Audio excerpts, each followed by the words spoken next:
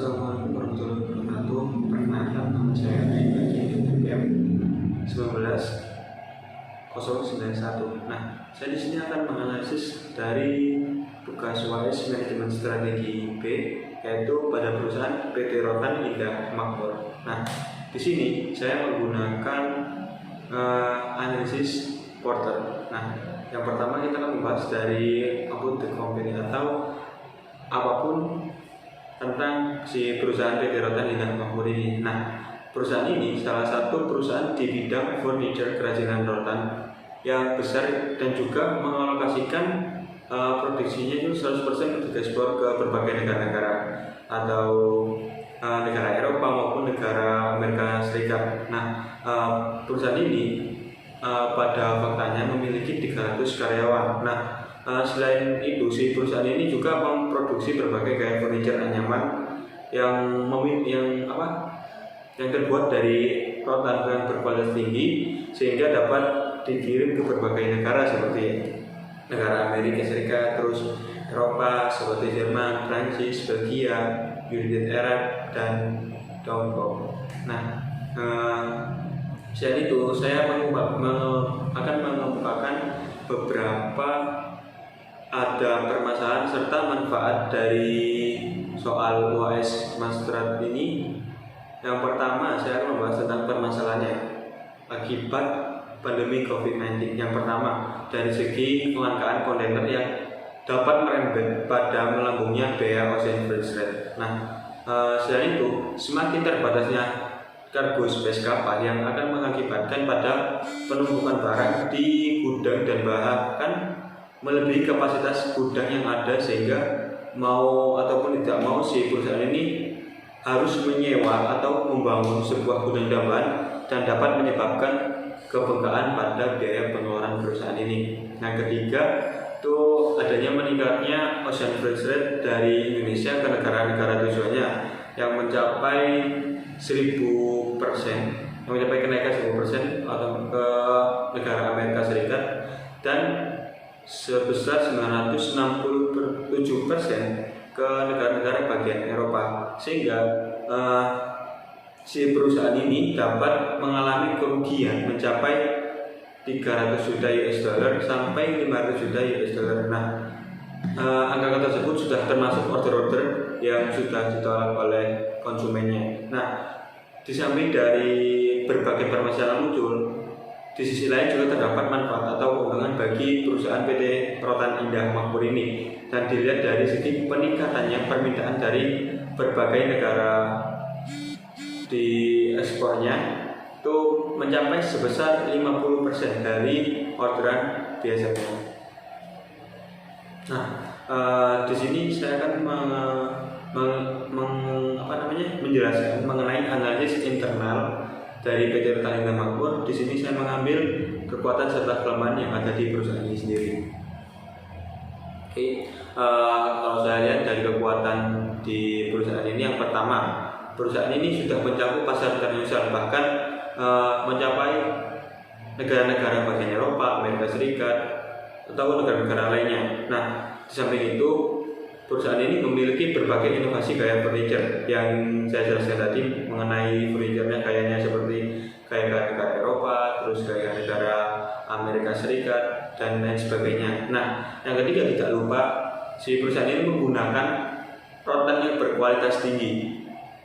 Yang keempat, di samping produknya yang mungkin hasilnya memuaskan dan dibilang cukup berkualitas tinggi, di samping itu memiliki SDM yang sangat berkualitas dan mempunyai keahlian yang tinggi. Nah, selanjutnya adanya kelemahan dari PT Rotan Indah Makmur.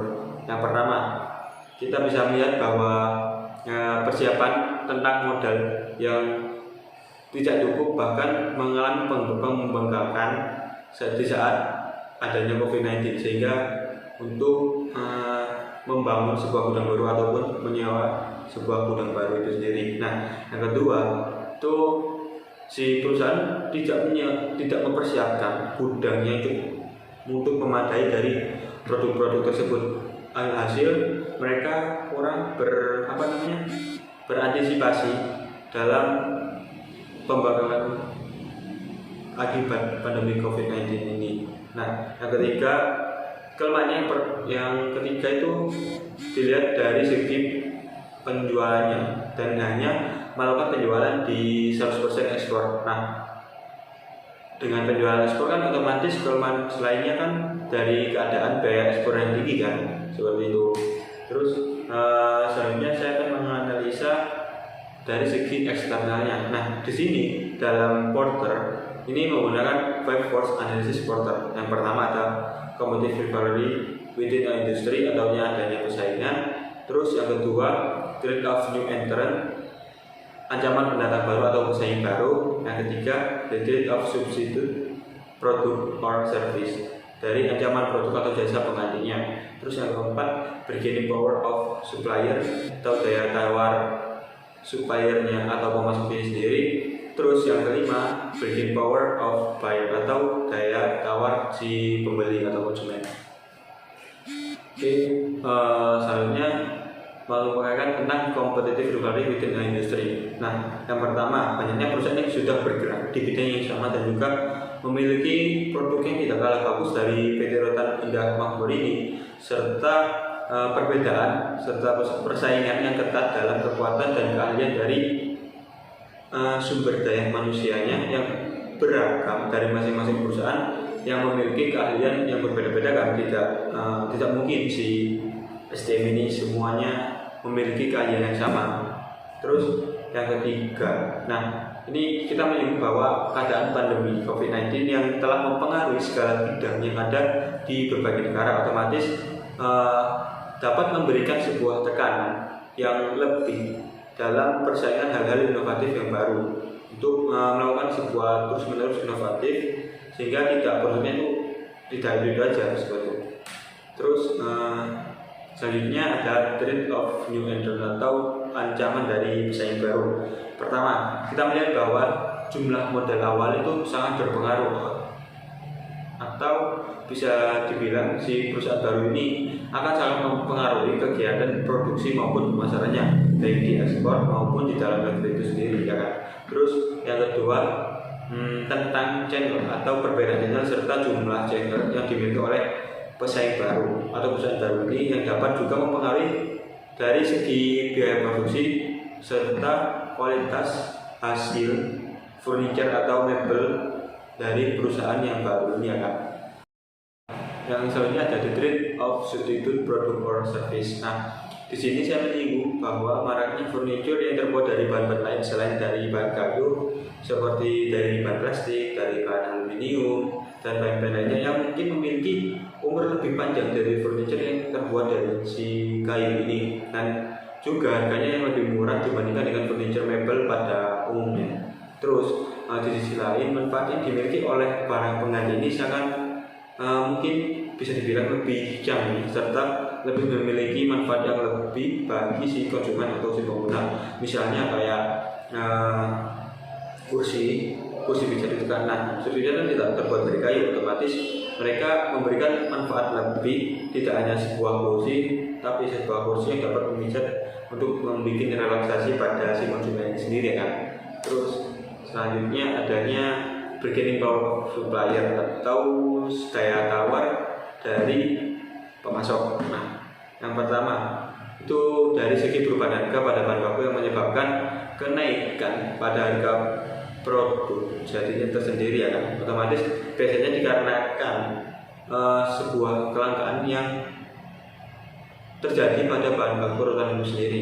Terus yang kedua, pemasok ini dapat memainkan sebuah harga pada saat hasil dari si rotan yang dimiliki pemasok itu mungkin menghasilkan sebuah rotan yang lebih bagus dari rotan-rotan sebelumnya, sehingga mereka akan dapat menaikkan harga.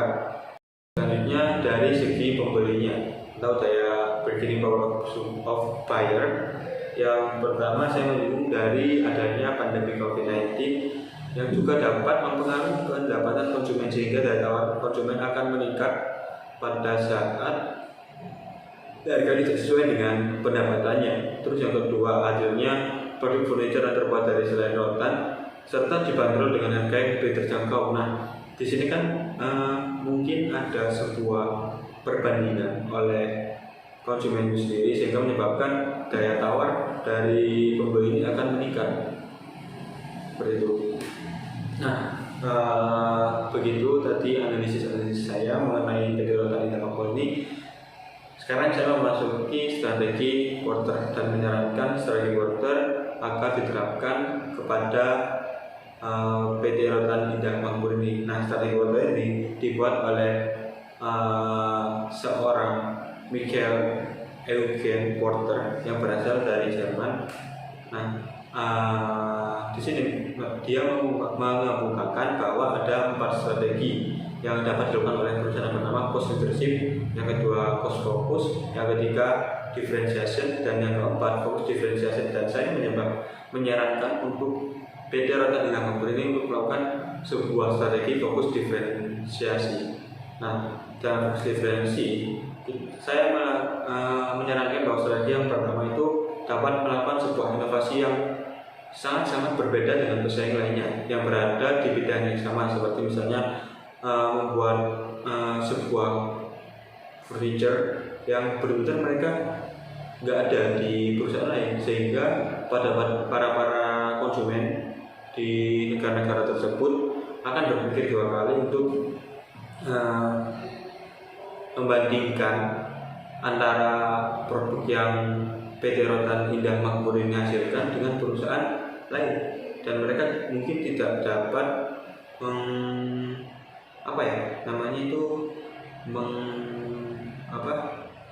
membandingkan, dan mereka berpikir bahwa ini sebuah hasil produk ini sangat bagus dan sangat baik. Terus yang kedua, membuat sebuah kelangkaan atau seri limited edition dalam sebuah produknya.